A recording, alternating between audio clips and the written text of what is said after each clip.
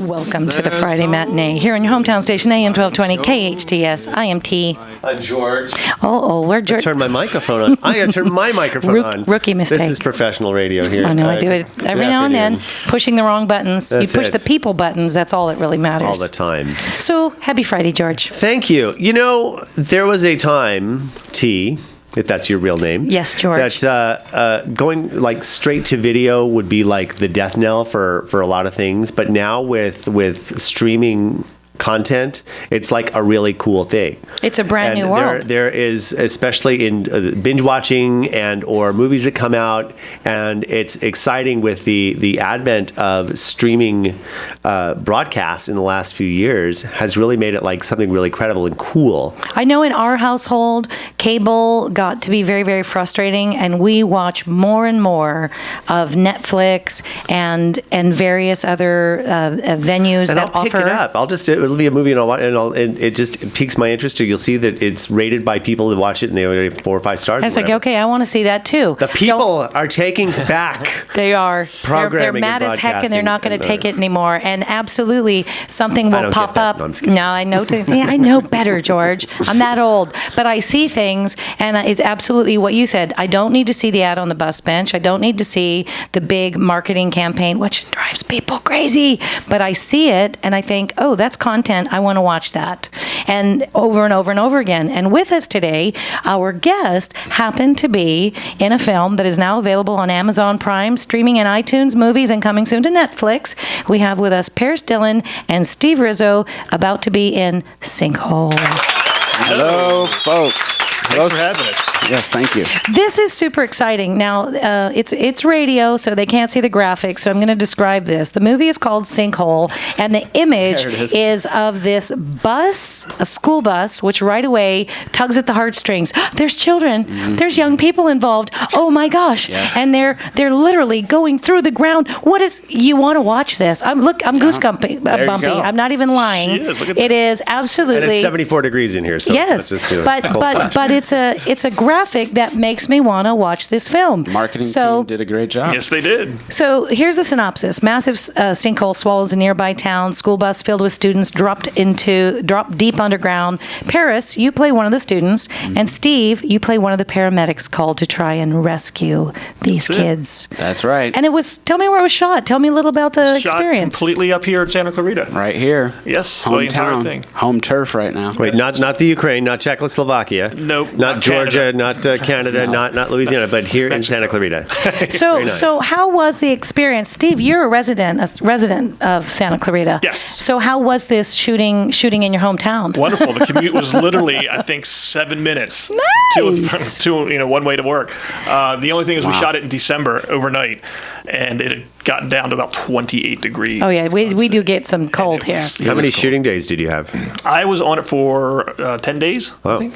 okay. And I So had, like- night shift. And you? Like around 20. Wow, okay. 21 or so. So were you're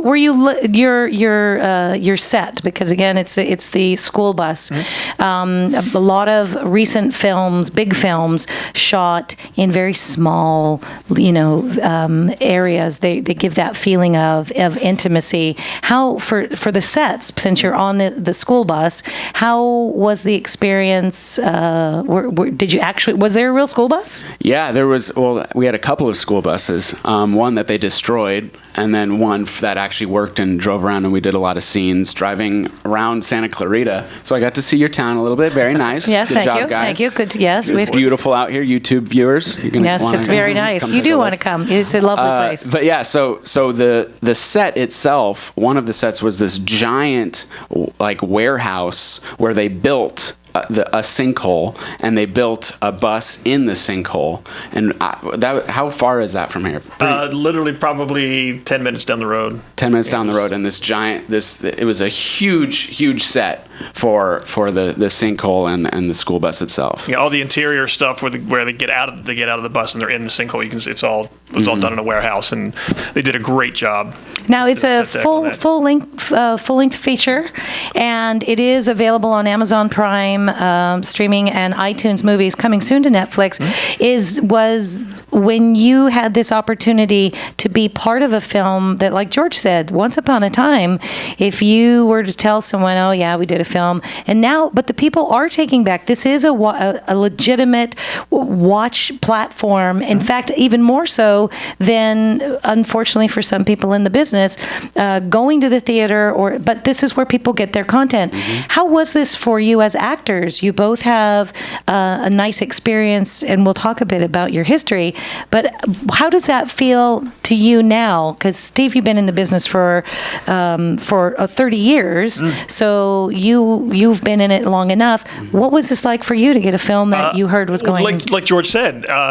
Back in the day when I first started, it was, anything that went straight to video was like, oh, okay, that's it, and that's dead in the water. But now, like you said, again, with computers and streaming and Netflix, well, even home entertainment systems that are made so that you can enjoy the experience in almost in a movie theater type setting, without having to deal with the kids out there and 30 minutes worth of predictable previews, Right. See, I like trailers. I'm a big fan of trailers. I know, we've talked about this I nudged before. my wife. I think I just saw the entire movie, and that's talking about, and here we mentioned this, no, you don't need the bus bench, you don't need this, talking about the fact that you can actually just enjoy either user reviews, see it right there, and know that it's a good, something worth watching. And I think that's what he's saying, people taking it back, and I think it's really important. And with social media too, I mean, there's stuff out there recently. A good example is Making of a Murderer. I had no idea what it was until I saw a bunch of my friends posting about it on Twitter and on Facebook. You got to watch this. You got to watch. And I would have never known.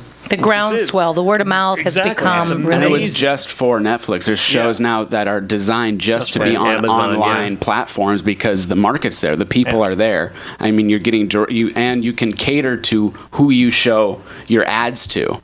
I mean, it's as an advertiser, you want to be able to put your product in front of content that makes sense, not just a blanket advertising campaign.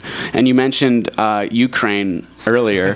This sinkhole actually got bought by a handful of Eastern European countries and aired over there before it came to We would Canada. like to see how the bus turned out.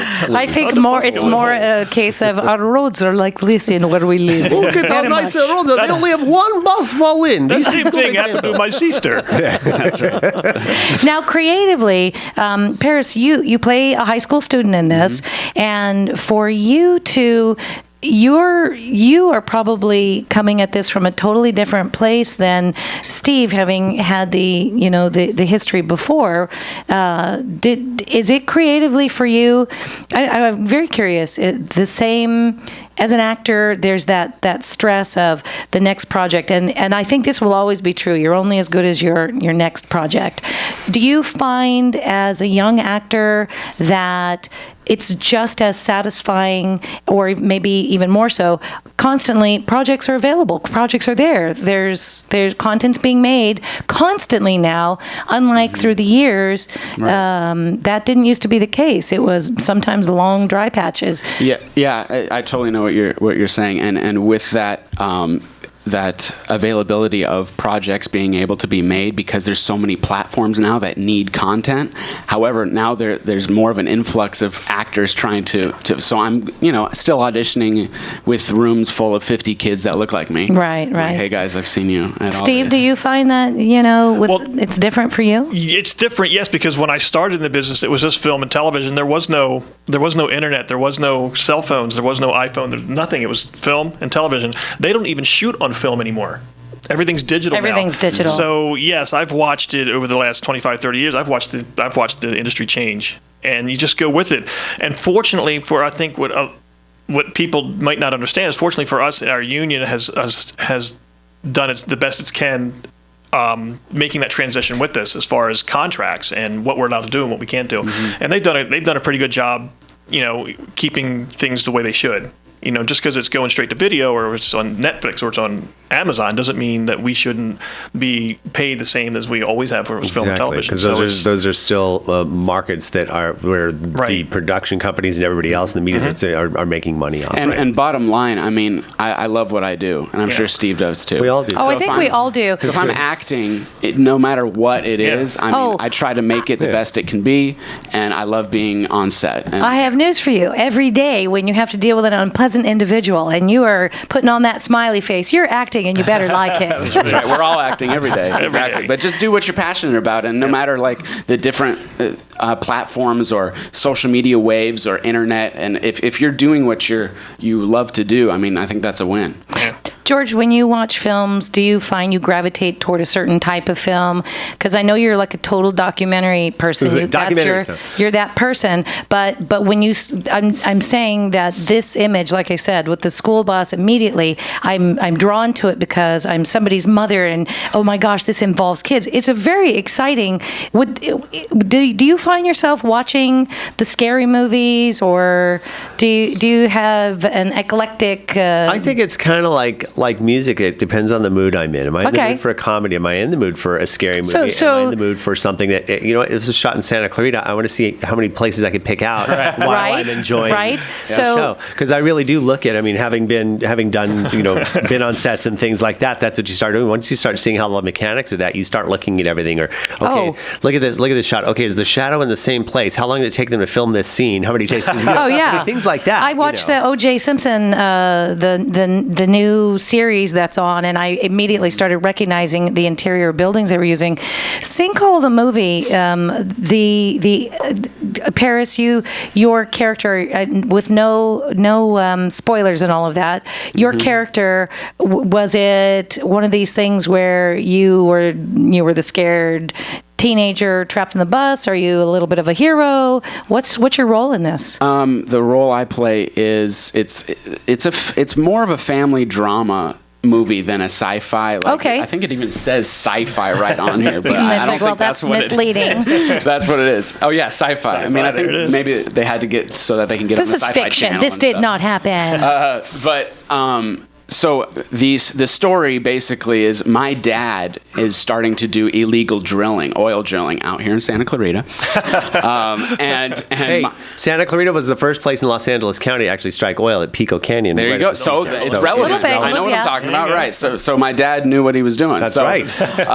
And my girlfriend in the story, her family is all, green and environment. So there's this conflict between her and we break up because of this oil fracking incident, and then we get trapped in a bus together. So there's this tension in this love story that we're fighting against each other, but we know we want to be together. And then there's flashback sequences of us talking about like why we are the way we are. And but I mean, you're gonna have to stay tuned and find out. Of course. And again, it's Santa Clarita. So if you're listening and you want to see a movie that, like George said, is going to have some recognizable areas, you're going to want to see this. Steve, you play the paramedic, one of the paramedics called in to rescue these kids. Yes. And again, without spoilers, are you kind of a hero? Are you, which side of the fence are you on? I'm on the side of the fence where, I want to rescue the kids, but I'm friends with the lead,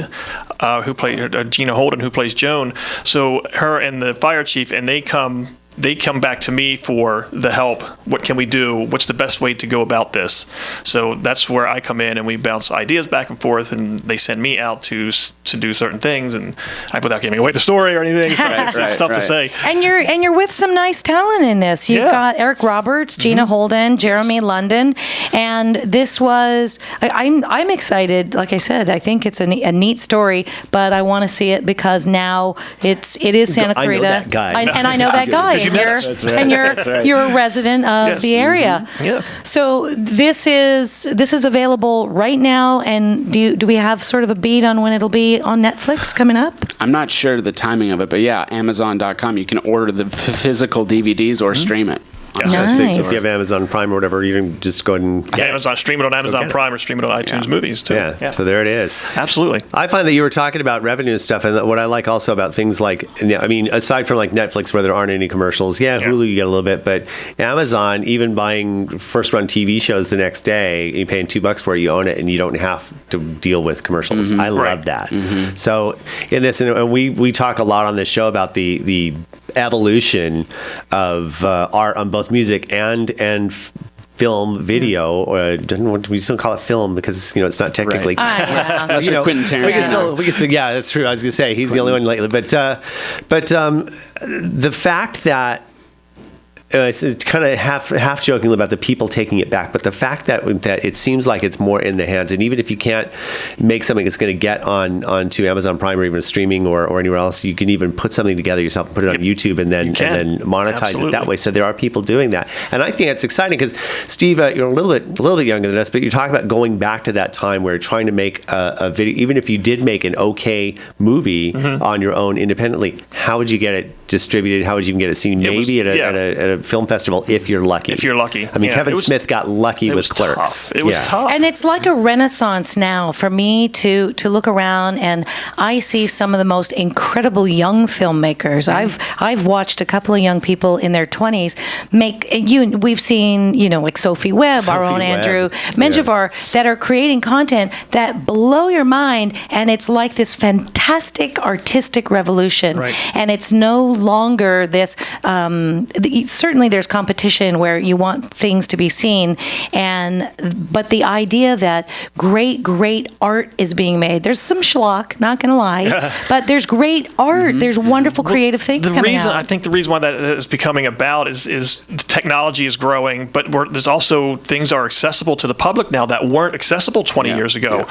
I mean, a Panavision camera would cost you $300,000 to buy, where now you can go out and shoot something on your iPhone that you paid $99 Those are my favorite billboards now, shot on iPhone. Steve, you've done stuff with the Canyon Theater Guild, and down the street there's John Lucevich who works there. He's one of the box office guys. He's very involved. Some of the stuff that he's shot, the little promos he does for the shows coming up, shoots on something like what you've got there. And I don't know what he edits on, but he throws music in, and you would hardly know. And his angles and what he with does. The computer programs today. I mean, music and film, and it's all accessible. I'm in the process now of writing and starring in a web series that we're going to shoot on the iPhone. Let's send him our. I was just going to say we'll send you our info. So it's because everything is so accessible to us now. Yeah. And it makes it easier to get almost any kind of content out there that you want and put it up where people can see it.